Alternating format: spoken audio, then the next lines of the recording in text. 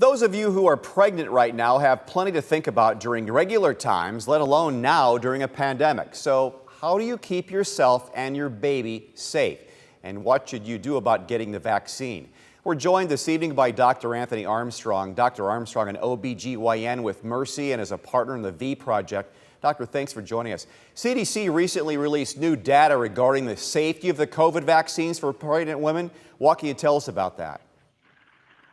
Well, yes, last week, Dan, they released some data on the safety on pregnant women. And one of the things that we knew coming into this is that women who are pregnant or were recently pregnant are at increased risk of severe illness if they become infected with COVID-19. So what they did is there's a lot of monitoring programs that we have during pregnancy. One of them is called the V-Safe Pregnancy Registry, and that looked at early pregnancy in about 2,500 pregnant women. And one of the things specifically they were trying to address is miscarriage rate. And they found that there was no increased risk to miscarriage with vaccination during pregnancy.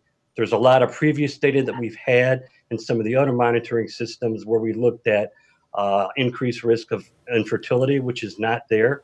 And we looked at all adverse pregnancies outcomes, including preterm labor and in birth defects in newborns. None of those were shown to be at increased risk with vaccinations during pregnancy.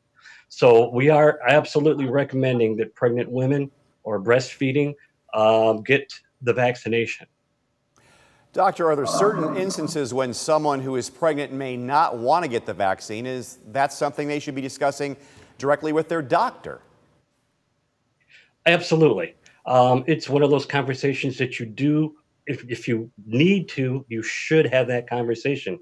However, because of the recommendations coming from the CDC and coming from the Society of Maternal Fetal Medicine, which is your high-risk OB doctors, and from ACOG, the American College of Obstetrics and Gynecology, we are all recommending that at any time during pregnancy. So it's something that you should have that conversation to have any concerns that are addressed, but it's not an absolute. If you feel comfortable, then you should go ahead and get the vaccination.